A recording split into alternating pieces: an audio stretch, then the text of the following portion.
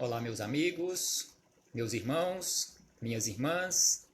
Aqui estamos chegando mais uma vez para mais um momento de estudo, mais um momento de reflexões do Evangelho de Jesus à luz da doutrina espírita. E por isso agradecemos a Deus, nosso Pai de infinita bondade e amor, em especial pela vida. Agradecemos a Jesus de Nazaré por esses belíssimos ensinamentos que ele nos deixou, aos espíritos amigos. Agradecemos imensamente pelo amparo, pela proteção, pela assistência que sempre tem nos dado ao longo da nossa trajetória. Agradecemos a todos vocês, companheiros de jornada, que constantemente estão aqui conosco nesta sala virtual para estudarmos juntos o Evangelho de Jesus. Sejam todos bem-vindos em nome do Cristo. Recebam já antecipadamente o meu abraço fraternal e de gratidão pela companhia, pela presença, pela assistência que sempre nos dão através das suas boas vibrações. Então hoje, aqui nos encontramos nesse dia 7 de setembro, dia da independência política do Brasil, aquele dia em que separamos-nos de Portugal. Então hoje aqui nos encontramos para falarmos sobre caridade. A caridade, segundo André Luiz, a caridade do dever cumprido. Então aqui o capítulo 3º do livro Apostilas da Vida, André Luiz nos traz aqui uma belíssima reflexão, com uma visão aqui bem ampla acerca da caridade. Então aqui nesta lição ele nos traz informações de que em se cumprindo o nosso dever, nós também estaremos praticando uma enorme caridade para conosco e em especial para com os nossos companheiros de jornada, porque estamos aqui na Terra para cumprirmos tarefas, estamos aqui em missão, e a nossa missão maior e primeira é a nossa transformação. E nós verdadeiramente alcançaremos a nossa transformação quando nós cumprirmos com os nossos deveres ali de forma natural, quando nós cumprirmos com esses nossos deveres assim de forma natural e bem natural, sem que nós nem percebamos, sem sombra de dúvida que já será um sinal de uma evolução, um sinal de crescimento, um sinal de despertar espiritual. Então hoje, aqui faremos esta reflexão acerca do nosso dever cumprido na forma de uma caridade.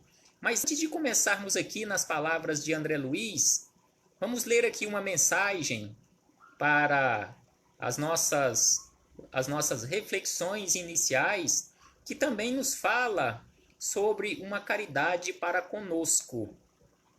E a mensagem é a de número 17 do livro Minutos de Sabedoria, de Carlos Torres Pastorino, onde ele nos diz o seguinte: afaste de si o veneno da lisonja. Ou seja, se nós nos comportarmos desta forma, em afastarmos de nós o veneno da lisonja, aquele lisonjeio que as pessoas às vezes nos dirigem de forma indevida, de forma exagerada, sem sombra de dúvida, quando nós conseguirmos afastar de nós também de forma assim natural esse veneno da lisonja, sem sombra de dúvida que estaremos praticando uma caridade. E aí Carlos Pastorino nos diz: não creia naqueles que o elogiam sem motivo. Então aqui ele nos chama a atenção que não podemos crer, não podemos acreditar naquelas pessoas que constantemente estão nos elogiando sem motivo nenhum. E aí ele acrescenta: prefira ouvir uma crítica honesta. Prefira ouvir uma crítica honesta. Prefira ouvir uma crítica honesta a um galanteio vazio. Então é preferível, conforme Pastorino nos diz, ouvir uma crítica que você percebe que é honesta, que a pessoa está sendo honesta com você naquela crítica, do que você ouvir um galanteio completamente vazio, sem sentido nenhum. E ele acrescenta: a crítica aos nossos atos poderá trazer-nos o alerta de que necessitamos para corrigir-nos. Então, aqui, conforme ele nos diz que a crítica aos nossos atos poderá trazer-nos o alerta de que necessitamos para corrigir-nos.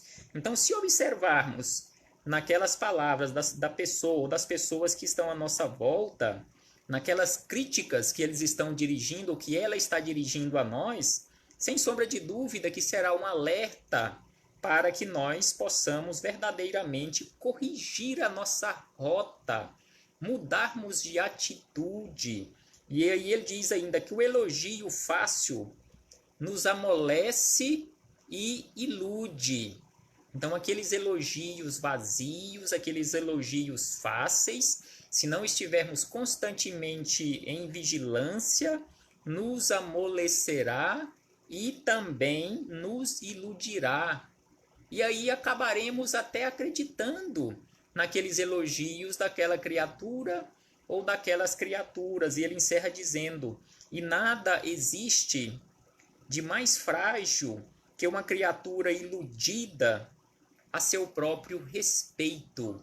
Então prestemos atenção nesta última frase desta mensagem, que ele nos diz que nada existe de mais frágil que uma criatura iludida a seu próprio respeito. Sem sombra de dúvida que quando nós nos encontramos nesta condição de iludidos a nosso próprio respeito, sem sombra de dúvida que nos tornaremos muito frágeis, principalmente naquele sentido de sermos enganados pelas outras pessoas, sermos enganados inclusive pelos espíritos desencarnados, que nós os temos naquela condição de inimigos, ou que nós os classificamos como obsessores. Então precisamos, sem sombra de dúvida, corrigirmos a nossa rota, sermos caridosos para conosco, não irmos aceitando esses elogios vazios, essas lisonjas sem sentido nenhum. Prestemos atenção nas nossas atitudes para observarmos e enxergarmos se estamos naquela condição de merecedores de elogios ou não. E aí chegamos aqui nas palavras de André Luiz, do capítulo 3º do livro Apostilas da Vida, que tem como título, como falamos no início, Caridade do Dever. E aí André Luiz, sobre esta caridade do dever, ele nos diz o seguinte, ele nos diz da seguinte maneira: de quando a quando troquemos os grandes conceitos da caridade pelos atos miúdos que lhe confirmem a existência. Então prestemos atenção nesta frase de André Luiz, onde ele nos fala que, pelo menos de vez em quando, de quando em vez, troquemos os grandes conceitos da caridade pelos atos pequenos, na prática, no nosso dia a dia, sobre esta caridade, para realmente lhe confirmar a existência. Então precisamos, sem sombra de dúvida, conforme ele nos diz aqui, colocar em prática.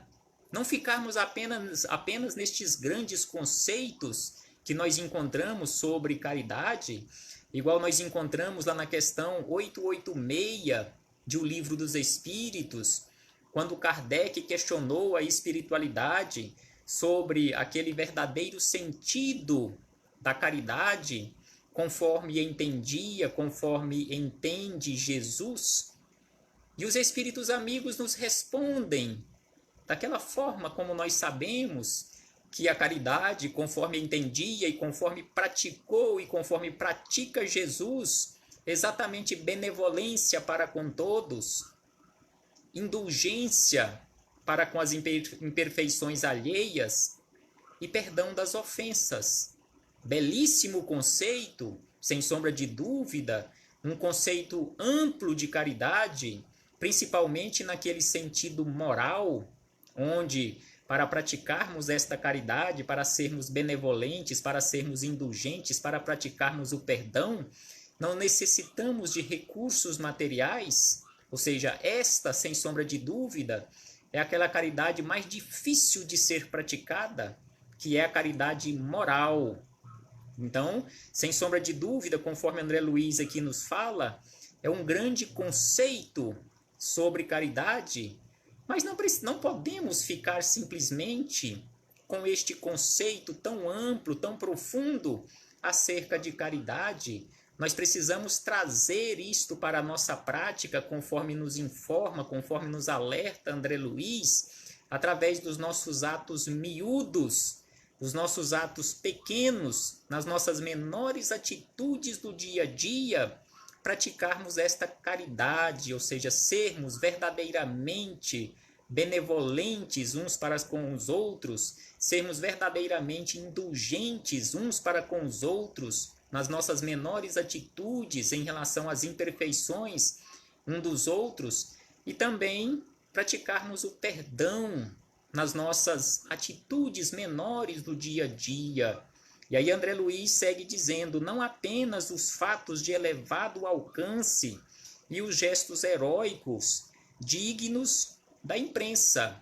Então não são simplesmente estes atos grandes, esses atos elevados que são dignos de imprensa, mas as nossas atitudes pequeninas do dia a dia, na prática, ali nas menores atitudes, em especial no nosso agrupamento familiar.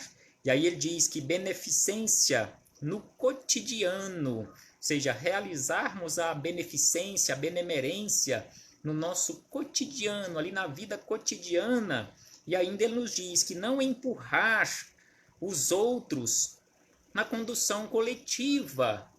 Então aqui ele nos fala aqui sobre um ato pequeno, um ato tão miúdo, na palavra de André Luiz, ato miúdo do dia a dia, seja para aqueles que andam, usam o transporte coletivo todos os dias.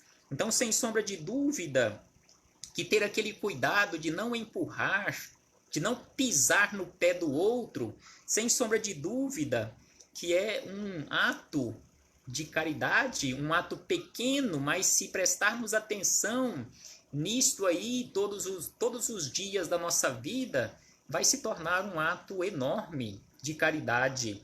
E aí ele diz ainda que evitar os serviços de última hora nas instituições de qualquer espécie, seja instituições beneméricas, seja aquelas instituições de caridade, ou seja, no centro espírita, no templo evangélico, e até mesmo nos nossos locais de trabalho, evitarmos os serviços, as atividades de última hora. E aí ele diz aqui, aliviando companheiros que precisam do ônibus em horário certo para o retorno ao seu lar. Então aqui, sem sombra de dúvida, que este também é um ato de caridade.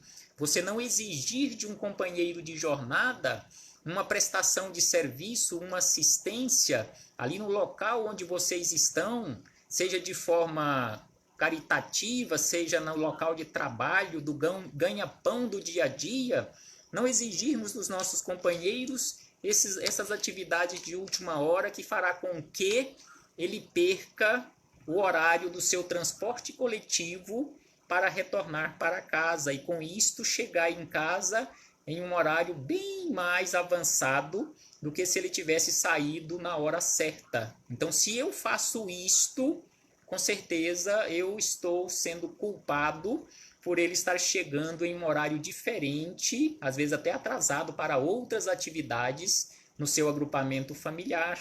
E aí ele diz ainda que reprimir o impulso de irritação e falar normalmente com as pessoas que nada tem que ver com os nossos problemas. Sem sombra de dúvida que exige uma vigilância constante da nossa parte, porque via de regra, quando estamos nervosos, quando estamos chateados com alguma coisa, com alguma pessoa, nós acabamos levando esta irritação no nosso falar, no nosso comportamento, passamos adiante, ou seja, distribuímos isto aí com outras pessoas que, conforme André Luiz nos fala aqui, não tem nada que ver com aquele problema nosso. Então, às vezes, a pessoa recebe ali uma palavra de uma forma áspera que ele nem sabe por que ele está sendo agredido daquela forma, através daquele falar tão irritadiço. Então é por isso que ele nos fala reprimir o impulso, no caso, o impulso de irritação no nosso falar. Se a outra pessoa não tem nada a ver com o problema nosso, por que eu tenho que falar com ela de forma irritada, demonstrando a ela a minha irritação? Sabemos que é muito difícil nos controlarmos desta forma, conforme ele nos fala, mas através da nossa vigilância constante, sem sombra de dúvida, que um dia chegaremos nesta condição. E aí ele diz ainda que aturar sem tiques de impaciência a conversação do amigo que ainda não aprendeu a sintetizar. Sem sombra de dúvida que é um outro desafio muito difícil, principalmente quando você acha que está com alguma atividade atrasada, ou até mesmo está com alguma atividade atrasada, e um companheiro de jornada, conforme ele nos fala aqui, chega para fazer uma narrativa, e aí ele faz uma narrativa enorme, ele ainda não sabe sintetizar, às vezes algo que ele poderia, se ele fizesse ali de forma sintética, ele poderia realizar a sua narrativa em apenas 1 ou 2 minutos, às vezes ele acaba levando uns 5 minutos, 8 minutos ou até mais para fazer a sua narrativa, e às vezes acaba nem sendo tão claro, e às vezes tem até que repetir a sua narrativa, ou você vai ter que fazer algum questionamento, porque mesmo assim ele ainda não foi claro. Então ele nos diz aqui, ó, que aturar sem tiques de impaciência, sem tiques de nervosismo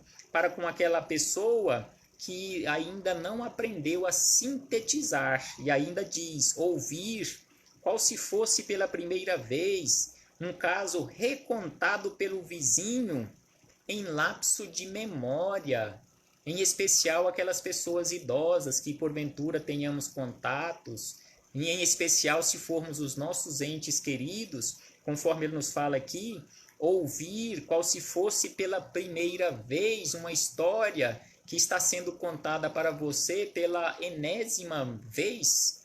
Então, sem sombra de dúvida, é mais um outro desafio muito difícil, mas que precisamos também aprender. E ele acrescenta poupar o trabalho de auxiliares e cooperadores, organizando anotações prévias de encomendas e tarefas que por fazer, para que não se convertam em andarilhos por nossa conta. Então aqui ele nos fala sobre aquela necessidade de termos aquele cuidado, aquela prudência em fazermos anotações acerca daquelas coisas que têm que ser feitas, em especial quando são realizadas por outras pessoas, para que aquelas pessoas ou aquela pessoa que você incumbiu de realizar aquela tarefa não vá lá, principalmente quando for fora daquele ambiente onde nós nos encontramos. Às vezes ela vai distante, vai lá e realiza aquela tarefa. Quando ela chega de volta, aí você fala, tem mais esta outra aqui, o que eu esqueci de te passar porque não anotei. Então, às vezes era no mesmo local ou no trajeto que ela fez para realizar aquela outra tarefa, e ela vai ter que retornar. Igual ele fala aqui, aquela pessoa vai se tornar um andarilho, indo e voltando por culpa sua, pela sua desorganização em não organizar de forma anotada as tarefas a serem realizadas no dia a dia. E aí ele diz ainda, desistir de reclamações descabidas diante de colaboradores que não têm culpa das questões que nos induzem à pressa nas organizações de cujo apoio necessitamos. Igual ele fala aqui, ficar com reclamações descabidas, principalmente ficarmos reclamando para com aquelas pessoas que também não tem nada que ver com os nossos problemas no local onde nós estamos trabalhando. Às vezes ele é apenas um auxiliar que não está envolvido ali diretamente com aquelas atividades. Então não podemos também nos comportarmos desta forma. E por último aqui ele ainda diz, pagar sem delonga, o motorista ou a lavadeira, o armazém ou a farmácia, que nos resolvem as necessidades sem a menor obrigação de nos prestarem auxílio. Então aqui ele está falando sobre aquela questão do cumprimento do nosso dever, o cumprimento da nossa obrigação. Sem sombra de dúvida, é uma grande caridade nós realizarmos isto sem delonga nenhuma, sem ficarmos deixando para depois, a não ser que estejamos com algum problema ou passando por algum problema financeiro, onde realmente não tenhamos condições de efetuar no prazo marcado, no prazo acertado, a quitação daquela obrigação contraída.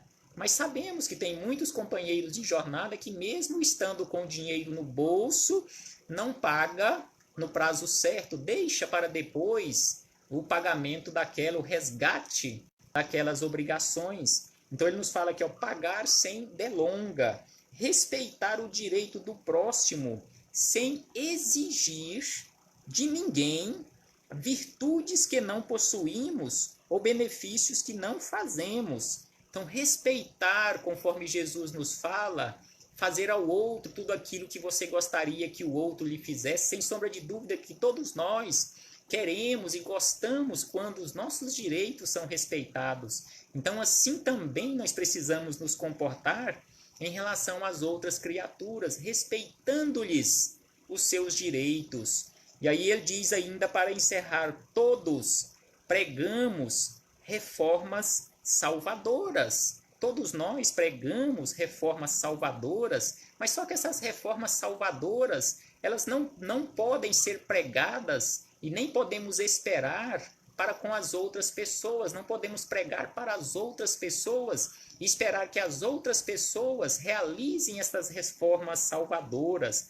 Guardemos bastante prudência para não nos fixarmos inutilmente nos letreiros de fachada. Então não podemos ser simplesmente nos fixarmos, conforme ele nos fala aqui, nos letreiros de fachadas ou nos rótulos de fachada, mas realmente realizarmos o processo de transformação. Edificação social, no fundo, é caridade. E caridade vem de dentro. Então, edificação social é caridade, e sem sombra de dúvida que caridade vem de dentro. E aí ele encerra. Façamos uns aos outros a caridade de cumprir o próprio dever. Então, exatamente por isto que o capítulo tem o título Caridade do Dever. Por isso ele nos coloca aqui, façamos uns aos outros a caridade de cumprir o próprio dever, porque somos arquitetos de nossa própria estrada e seremos reconhecidos pela influência que projetamos naqueles que nos cercam. Sem sombra de dúvida que somos os arquitetos do nosso destino. Então, quando nós falamos que o nosso destino está nas mãos de Deus, ou seja, colocando na responsabilidade de Deus o nosso destino, quando nós nos comportamos assim ou falamos assim, estamos equivocados, porque o nosso destino não está nas mãos de Deus. O nosso destino está em nossas mãos. Nós somos o arquiteto do nosso destino. Estamos construindo a nossa estrada. Via de regra, quando algo dá errado, e muitas coisas dão erradas na nossa vida devido à nossa imprudência, aí nós colocamos a culpa em Deus, queremos transferir a responsabilidade, por isso falamos que o nosso destino está nas mãos de Deus. Se está dando errado, então é culpa de Deus. Mas via de regra, quando está dando tudo certo, aí o crédito, o mérito não é de Deus. Aí nós falamos que é nosso. Então, sem sombra de dúvida, que o nosso destino está em nossas mãos. Muita paz a todos e que possamos, conforme André Luiz nos fala aqui, cumprirmos com os nossos deveres, praticarmos a caridade de cumprirmos o nosso dever uns para com os outros. Muito obrigado a todos, um abraço fraternal e até a próxima oportunidade, se assim o Pai nos permitir. Jesus conosco sempre e que possamos nos esforçar constantemente para estarmos constantemente com Jesus. Até breve, meus irmãos.